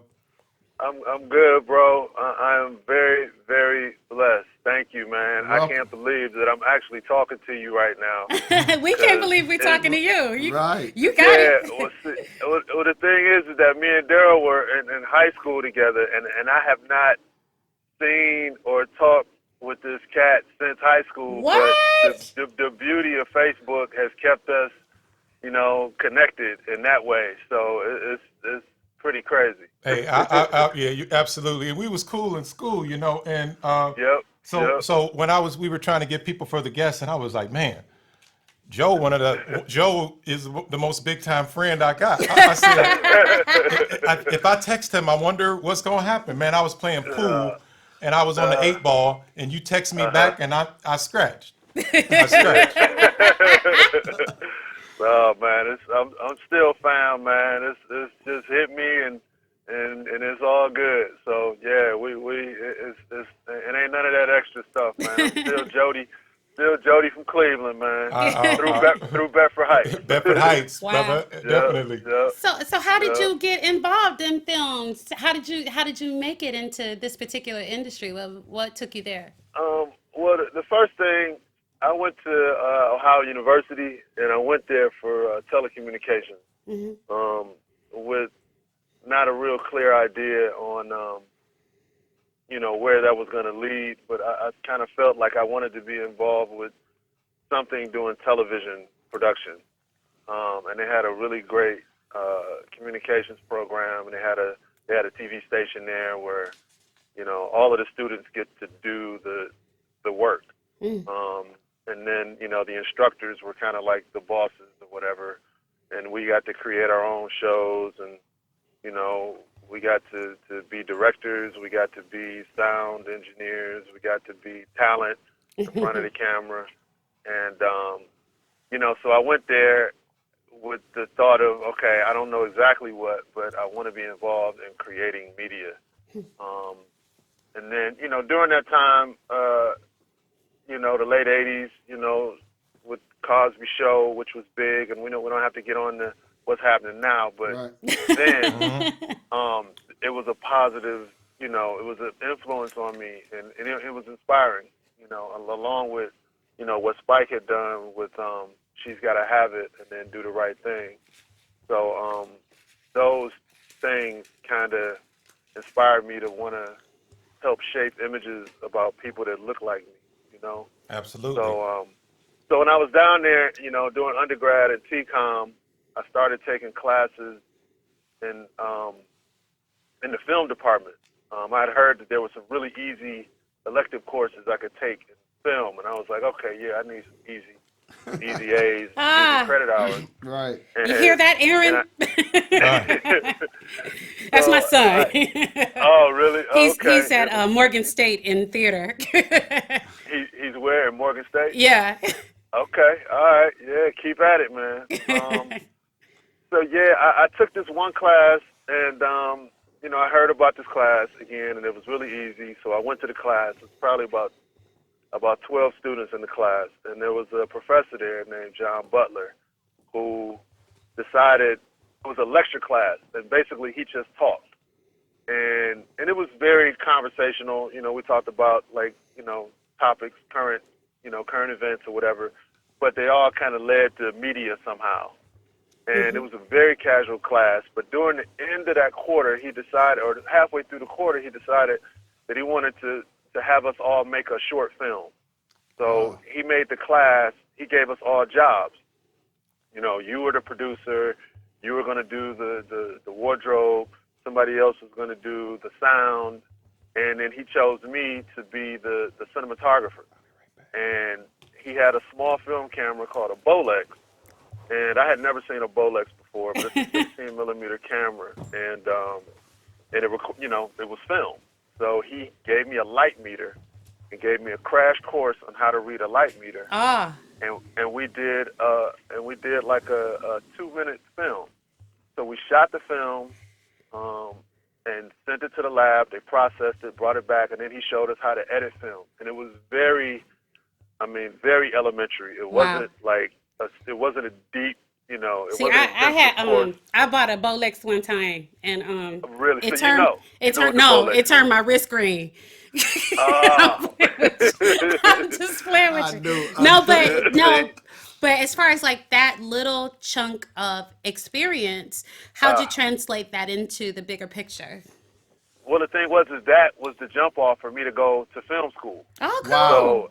So I took the class, and then it, you know, looking through that Bolex, the film camera, it really changed everything about how I thought, because I had looked through video cameras before, but I had never really looked through a motion picture camera, which shot film before. Okay. And so looking through the eyepiece on that really shifted my thinking, and he was like, he was a real motivator, and, you know, and he's like, yeah, you like that, huh? He said, yeah, you need to leave that TV stuff alone and come over here and learn how.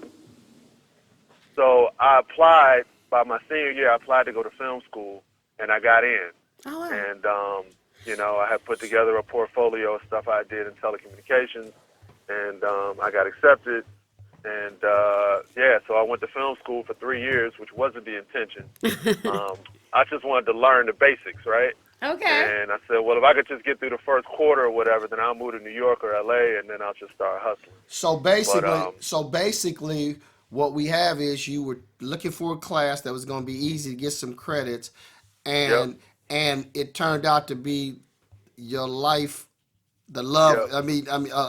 A job that you really love doing. Yep. It totally turned me out, man. And when I got into the film school and I started, you know, I was like, all right, I only got enough money to do a quarter. Right. I got good grades, and then they ended up giving me a scholarship, and then I ended up staying the whole 3 years. And you know, and then when I got out, you know, I had shot a lot of student films while I was in school. Right. But when I got out, you know, I'd learned, you know, you're not just going to get out and just start shooting movies for Spike or for, you know, for anybody else. You're going to have to work your way up. So, you know, because I came out of Ohio and I didn't go to NYU or I didn't go to AFI in LA or anything like that, you know, Chicago was the closest place that did commercials. They shot a lot of for commercials. There was a strong theater presence there. Mm-hmm. So there's a lot of opportunity there to work and at least be on an independent level. Now, just to interrupt yeah. you, brother. Now, speaking of Chicago, and I spoke to you earlier that you were, of course, you've been involved in heavily budgeted films, but you were involved in an independent film many years ago that I told you was mandatory viewing for every girl that I dated, Joe. And, Wow. And look, and there were hundreds of them, okay? Oh, Here we Lord. go. Here we go. Here we go. I don't know if that got anything to do with the topic. It was a movie It called comes 1 in Week. every show. Remember? 1 week. Yeah. 1 week. Yep. When I 1 saw week, man. your IMDb and I saw that, I was Yeah. like, I told my wife, I was like, can you believe That's that crazy. he worked on 1 week? How was it That's to be on that crazy. project, and do you still work on independent films?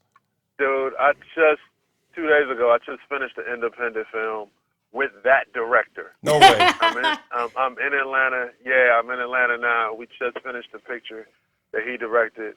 But that film, man, I tell you, was one of my top 3 experiences of working on a production. And literally, man, I think we shot that movie over about 15, maybe about 12 days. I think it was like a 12-day shoot. Okay.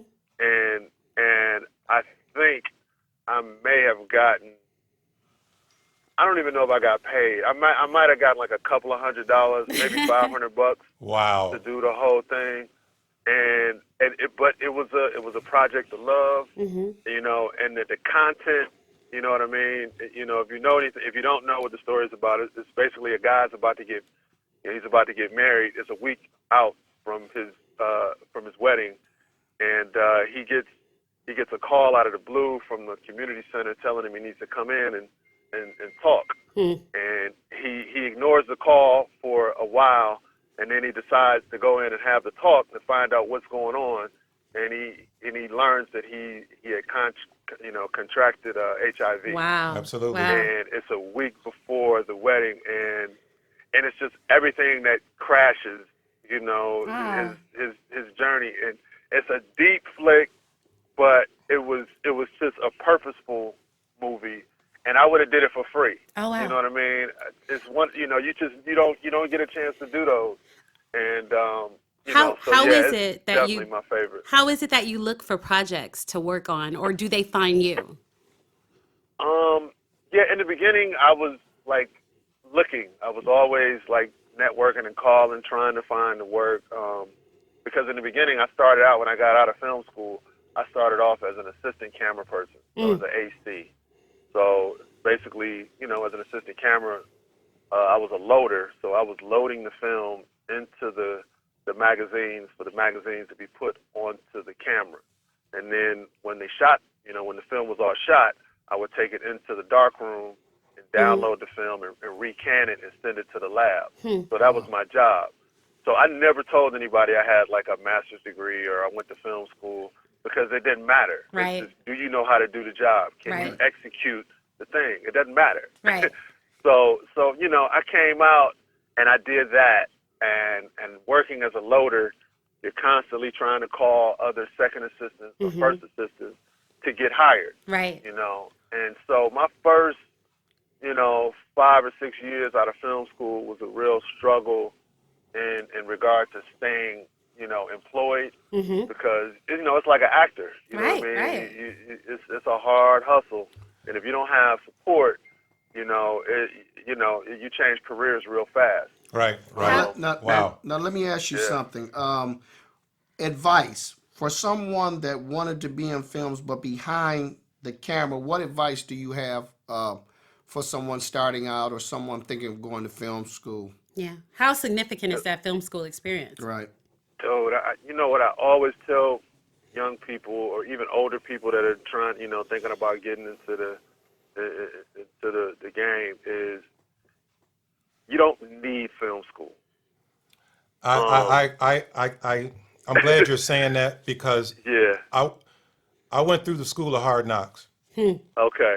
And and not that I'm nowhere close to where you're at, but all good. It's all good. It's like it's rough. It's rough. It's Yeah. rough. You know. Yep. If you can, the thing about film school is that it gives you some structure on how to build a movie, because it's a construction, it's a construction type job. It's collaborative. So you need multiple people. You can't do it by yourself. Right. So film school teaches you structure. It teaches you writing, which is the main thing I tell people that are interested in going into the business. If you're trying to act or if you're trying to be a director, either one, learn how to write. And the thing is, the power is the script. The power is in the word. There is no Denzel. There is no Halle Berry. There's none of that unless there's a dope script. Right. And if the script ain't done, the money ain't coming from the network. the investors aren't going to give you money if the script ain't working. So none of it happens until there's a script that's worthy of finance. So that's the main. So that's the main thing. The script and writing. Learn how to write. Okay. If you can learn how to write, because on the front end, we all need you. Right. As all of the craftspeople, we need good content to work on. Right. Right. And everybody can't write. So if you can learn how to have the discipline to write, you can control your own destiny. You also, on the front end, you develop the thing, but then on the back end, you continue to get paid on residuals. Huh. Got it. There aren't many jobs, in entertainment, particularly where you can continue to get paid after the project is done. Huh. Got Like you. I don't get a residual as a cinematographer. Okay. I'll get paid while I'm working on the job. Right. All of the hair, the makeup, construction, the sound people, the wardrobe, all of those people are getting paid while production is happening. Got it. Right. Once production stops, the check stops, and you need to hustle onto your next gig. Got it. But Wow. for the writers, the producers, and the actors, and the directors, once that job is done and it's put out into the world to see, it makes its money. Once it makes its money back, you continue to get residual checks. Okay. And Interesting. that's the long-term money right there. Wow. So That's you can, in every aspect of entertainment. The key is Yeah. residuals. Yep. yeah, you want to get the residual. Lucille Ball's family is still collecting checks for Lucy. Okay. Yeah. You know what I mean? Yep. Right. So you think of it like that, and you're like, oh, okay, yeah, there's perspective. Generations can continue to get paid off of the work. That is some good information. Well, That thank is you really, for Yeah. your insight. That Yep. is like Yes. what we really needed to hear. A lot of Exactly. times you get the glossy type of, top view from the top, but nobody really Right. digs in and tells you this kind of stuff. Absolutely. So thank you so Very, much. We really very, very appreciate you. informative. Joe, hey, listen. Yep. Yep. By way Yep. of Cleveland from Toledo, Yeah. you know I'm proud of you, bro. Yeah. You know that. Thank you, man. Likewise, dude. I see you writing, man, and I love it, dude. That's why I mess with you. You know what I'm saying? Yeah. I'm like, yeah, my dude writing. I see you doing the book thing, the poetry thing. I was like, yeah, he been grinding. Okay, yeah, you doing the podcast. I love it. So I'm supporting all of that. You Hey. just let me know, man. He all right. Yeah. I appreciate that. Yeah. Brother, it's hard work when you're all by yourself, bro. I know it. Oh, I know no, it, I'm dude. sorry. I mean, I'm about to be- Carmen and Hey, Avery. Carmen. My fault. Hey, I'm out. I'll holler at y'all later. Hey, bro. But, I sincerely appreciate your time. Okay. Yeah, And- no doubt, man. Best wishes Yep. to you, and I'll be in touch. You know we'll keep in touch for hey, sure. thanks for Okay. being Thank you. thanks for participating too. Appreciate We you. appreciate Yeah. you on the show. No question. Yep. Bless y'all, man. Keep Yes, up the good you work. too. All right, Thank Joe. you. Have a good night. All right, we'll chat All right, later. now. Yeah. That is very cool. Yeah, like you say, you never get the deep dive. You never get the real. He gave it to us. He Absolutely. gave it to I mean, us. You know?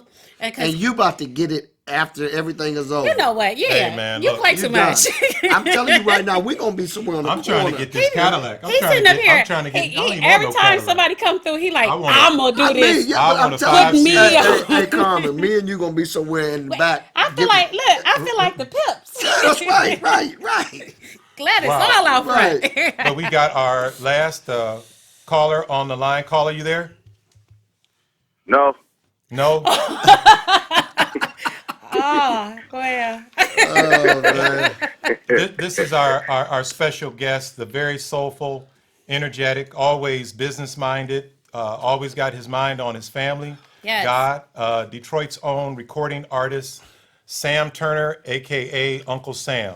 Yes. Welcome, How man. Hey, what's up, are man? you? Welcome. Hey, thank you. How are you today, brother? I'm blessed, brother. How you doing? I'm doing all right, man. Nervous, man. Nervous. We're so excited to have you here. I was telling Darryl, he was Thank like, you. you know, I know Uncle Sam. I'm like, you don't know no Uncle Sam. Yeah. I've been a fan for a long, long time, and I just want to tell you Thank that you. we really appreciate you being here. Very much Thank so. you so much. Yep. Thank you. So, Thank you, so, thank so, you, so, thank give a background on yourself. Like how you discovered your passion to sing. I know the story. I think it's an interesting story. Well, basically, I grew up in a family where my father was a pastor, and he was known as Singing Sam in the National Baptist Convention. I'm actually on my way to go see him right now. What? I'm actually asking all your prayers. He's not doing too good, but he was known as Singing Sam, and he sang all over the country. And he took me with him a lot of times when he went to go sing. And at the age of 3 years old, at his church, they put me on a milk crate, and I sang my first solo.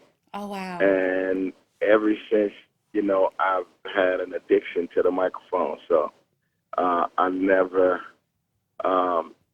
put it down since. I've just been, trying to hone my craft and master my gift ever since. That's my story too. That is my story too. It starts with that little taste of what it is, and then it becomes like an obsession, a passion, a thing that you can't leave alone. When God gives it to Absolutely. you absolutely have to use it, you know? Absolutely. So what about being an entertainer have you learned that was different than what you thought starting out? Well, I thought it was just that if you had a good song, your song went on the radio, you got a hit, you make money. But that is not the case, and it was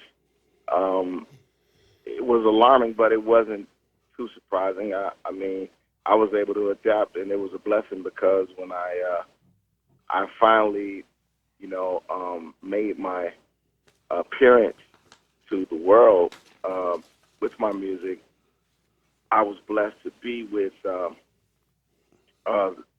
actually the top of the food chain, which is Sony Music Group, Epic, and also Boyz II Men's label, Stone Creek. And by them being behind me, I was able to jump over a lot of hurdles that most artists really is almost impossible for them to get over, to be heard at that magnitude all over the world. So it was, the fact that you can have a good song, but if it's not in the right hands, it will just be a good song that you have heard and whoever you know. So it's not about just the studio. It's about making sure the business side of the music has been taken care of as well. Talk to me about that piece. How did you get in those rooms? How did you get in front of Sony, Epic, Stone Creek? Talk to me about that. Well, I actually did a play called A Good Man Is Hard to Find for remember 3.5 years. I remember. Oh, yeah. I remember that. Yeah, I did that play for 3.5 years, and I played a part called Buddy. And I was the son in the play who I got my little brother shot, and he was about to die, and I played a little hard-headed little thug all through the play. And then when he was laying in the bed, I prayed to God, and a gentleman that I was outside of the hospital crying and going through my little anger period, at God for what had happened to my brother, blaming it on God and not myself. It was a bum outside of the hospital, and that bum just so happened to be playing the role of Jesus Christ. And I remember that play. Yeah, so I was on the side of the bed, and I was crying and crying and crying, and all of a sudden I started singing on the side of the bed, and it was explosive because no one in the building ever thought this little hard-headed little thug could sing. Huh. So it was like a surprise element that that hit the theater, and it was explosive all over the country. So we was the top black play in the United States for 3.5 years, and it kind of, brought out some of the, elite artists and actors, and like Stevie Wonder and Michael Jackson's mom and sister, Run DMC. A lot of them, a lot of the artists, at that time that were, at the top of their game, they were coming to see the play with their families. So I would get an opportunity to, expose my gift. In one of those shows, a guy that was connected to Jodeci they was on tour with Boyz II Men, and he told Wanye, because they were best friends, about me. And I sang over the phone to Wanye while I was working on my demo. And Wanye dropped the phone, started screaming, going crazy, and he was. It was at the perfect timing because Carmen had just gave them $9 million to start their own label, and they weren't signing anybody to January of that year, but we were on the phone around November. He was like, "Whatever you're doing right now, we want you right now. We need you right now. Don't go nowhere else. Don't sign with else. We're going to send you some money right now." Before I even signed anything, they sent me some money where I was, and I went home. I was actually in Kansas City, Missouri, and I came on home to Detroit and told my family what was going on, and next thing they sent me plane tickets. I flew to Philadelphia and started the record. Wow. I'm going to tell you what, that was one of the door openers. That play itself was one of the door openers to the age of like Tyler Perry and things like that. So that was like groundbreaking theater at the time. And as well as that was the age of music that, even is hearkened to today as one of the golden ages of R&B. And, where there was really a lot of music being made as far as independently and with the smaller level labels. So what's different now about the game itself when you talk about, working in the industry? What do you find different now? Well, at that time, a guy named Charlucci Finney, he was the one that connected me to Boyz II Men, and I was telling him then that I really didn't want to sign a deal, but I did want to work with Boyz II Men, and I did want to work with Sony. So I went on ahead and I linked up with his label, which is called Big Luke's Productions, and he became like a brother to me. And the whole time while I was doing the whole Boyz II Men campaign, and Sony campaign for the new Uncle Sam project, I was in it, but I really still wanted to I always wanted my own label. I always wanted to be independent. And I mean, that kind of still stuck with me even up to today. And the way that the game has changed now, it kind of plays into the hands of the independent. Like the game is now, it's more independent label oriented because the internet has basically like kind of made it easier for independents to have the same type of presence as the major labels with the actual people that buy the records, because most people don't buy CDs anymore. Most people don't buy it's all about streaming. It's all about that instant MP3 type of platform. You know what? I'm going to say some things briefly because of me knowing Sam and having a close relationship. I've met many celebrities because of him. I had a chance to sit with Boyz II Men on several occasions. One thing about Sam, he never changed. He was always, I don't want to get it out. Just say it. Just get it out. No, don't get it out. Watch what you about to say, man. He always carried himself as something about to happen with me now. So it may not happen today, but you better keep in touch with me. And I even have a little bit of that myself because me and Sam are so close, but he never changed. That's He's awesome. always been the same. That's cool. That's know. very cool. That's hard to say when you actually have had a level of success. So many Yeah. times people let that give them, that maximum ego or whatever. And And that's you very know cool. what? Not only, but despite that, he still can be humble. That's cool. That's very cool. Now let me ask you something, Sam. Are you working on any projects at this point? Actually, I got a new single that's getting ready to go to radio real Absolutely. soon. Look, Yeah, heard that. we got the exclusive. Hold up. Yeah, we got it. Yeah, That's it's getting what's ready to go up. to radio right now. It's being mastered this week coming. They had actually made a mistake and put it on iTunes and Spotify and Uh-oh. Pandora, and they had already launched it to the internet by mistake, because when I sent it to the label, I had already cut it, mixed it, but I didn't master it yet. And when Wow. they had sent it over to them, it was the master copy, but it wasn't mastered. So they went on ahead. They was excited about the record. They got so excited. They went on and put up the artwork, started shooting it to social media, and they were getting ready to launch the campaign. I'm like, wait a minute. That record is not mastered. Right. Oh, They're wow. like, So what? so They was like, it sounded so good. They thought it was mastered already. But it wasn't mastered. It was just mixed, and that we had a Grammy Award-winning engineer to mix the record, so he did his thing, but it wasn't mastered yet. So they had to pull the record back down off Wow. of social media and off of all of the networks and master the record. So it'll be back up in about a week, and then we'll start the campaign. I'm actually leaving for California on Monday, Tuesday. Can you give And us we're the getting ready to exclusive do on all the photo title? shoots and pardon? Can you give us the exclusive on the title of the song? Free.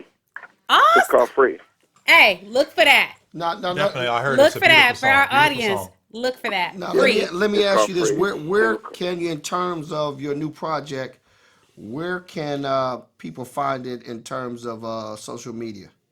Where can they It's find going to you? be everywhere. And It's you going to too. be everywhere where you Okay. can find anything. It's going to be everywhere. What's your You're not going to website? be able to go. We're building the website right now. Okay, cool. We're Thank you we're so building much. the website right now. Look And, for the single I'll Free, definitely everybody. get back with you guys once we get the website up and Yes. we get ready to launch. I'll sneak back in and do a quick call with you and shoot you the record. and We need to get you in studio before you blow up. Yeah. No, he yeah. done blew up. Again. He done blew Again. up. I mean, Again. blow again. That's what I mean. He Again. just blowing. He re-blowing up. Right, Right. right. It's never a problem. Y'all actually. And if you y'all- ever I are mean, looking for any cute girls for the video and everything, no, I'm just okay. I'm just I'm saying. always looking for cute girls for the video. You know. Holla Hey, at hey, me we about appreciate And you, cute man. men. that. See, Here see we there. go. I Here we go. I owe you guys a jingle. I'm Yes. actually gonna put a jingle together for you. I promised my cousin that I would Thank do it. So you. Thank you I'm so Appreciate much. do that. that. Appreciate that, yeah, bro. no problem. All right, No man. We problem. appreciate you, man. Everybody, good Uncle luck too, Sam. man. We'll be looking for Yes. that single. Thank you. Not a problem. Thank y'all. All right. All right. So we're gonna say our goodbyes and thank you so much. Okay, we appreciate it. Okay. All right, bless you. Take care, Sam. Yes. All right, you too. All right. That was cool. That was very awesome. This show is going to be one that goes down as far as giving people the real, the behind the scenes of what happens in the industry itself. So many times people get so hyped up on the entertainment aspect of, I want to sing, I want to act, I want Right. to this, I want to that. And you don't know how much work goes into, prepping how much and dedication. Become, Yeah, how much dedication. An overnight sensation is never Yeah. an overnight sensation. Wow. Exactly. Sorry that we're running long, but we really had to bring. This is a great episode. I think we always try to bring you our best, so we put a lot of talented, independent, Very informative. Very. Yes. talented people for our audience. And I just want to thank everybody that's been involved. Before we go to what's next, do you guys have an apology this week? Yes, no, possibly. No. You do. Always. Okay, Daryl. Make what? it short, man. Please. This is, because we're talking about the film business, thinking about this apology, it kind of made me emotional. as always. Some are funny, some are not. This is a more serious one to me. Okay. Beginning of this, there was a poet I remember, and he talked about the fact that many black people, when it relates to business, when they deal with black people and they have one bad experience, they never deal with black people again in business. However, when those same black people have one bad experience with a white person, they continue to deal with that white person, white people, again and again and again. And he was relating it to self-hatred. And that stuck with me because I've had some growing pains. I've had some issues. Okay. Two of my independent projects were terrible experiences, you know, and it made me lose trust in my own race. So, you know, many of these people, they were unprofessional, lackadaisical, vainglorious. They were liars. They were shysters, cutthroats, murderers, bounty hunters, desperados, mug thugs. That's a lot. I heard that. I heard that before. That's Blazing Saddles. Yeah, that's what I That's a thought. lot. That's Blazing Saddles. Right. But I'm saying is that these projects, they were close to my heart. Okay. And I want to take the time to apologize to the groups of people that were involved in these projects that, matter of fact, the project was named Water My Flowers and the other one was called Little Pricks. And I want to apologize to these people who wasted their time because of issues, internal issues. And the thing about those experiences, it helped me to do my best now because I learned from the worst. But let me ask you this. Were all of those internal issues because of someone else, or did you have some issues where you had a problem where it was some issues that you brought to the table? Or was it just the people that you had working with you? You know what? I think it was the people that I had working with me. So you had nothing in there at all. You were straight and you did everything by the book. I'm reacting to what happened. You know, you deal with people who put I call it, they put the mirror sunglasses on before the project's even done. Okay, yeah. They already see themselves as a star. Yeah. We're not done. Yeah. You know, you got egos. Egos are, you know, egos are difficult, okay? Yeah. So when you got 20 people in a room with an ego, you're going to have some problems, okay? We got enough problems with 3. But this is Hello. what I'm bringing that back. but hold on. Hello. Hey, but this is what I want to say. I sent you an emoji with some sunglasses on there one time, and I sent you that emoji, and you had the same attitude with me. You said, you're going to Hollywood. And I said, no, I didn't even look at it that way. That's why I'm saying, are you overreacting? Because you took mine the wrong way. Well, here's the thing about egos. You can be sensitive, too. And if you catch a person on the wrong day, they misinterpret that. You could have emoji. misinterpreted that. I'd also like to apologize to A Whit because of the emoji. Okay. I will say this. I will say this. You know, the one thing that entertainment has as its, you know, its Achilles heel is that the most creative people are always the most sensitive people as well, because this creation comes from a very deep place within yourself. So, I mean, like I said before, you know, never let criticism go to your heart, and never let the accolades or the cheering go to your head. You know, as long as you approach it being the same kind of person that got you there, you'll never leave. And with that, we want to thank everybody for helping us reach over 400 likes to our Facebook page. And we want to thank everybody that's been following us and sharing this. Keep sharing it on Facebook. You know, it's a great thing that we're doing. And I love these guys because they are so humble and extremely professional, especially our engineer. We love you, Eric. Eric, Absolutely. who makes this possible.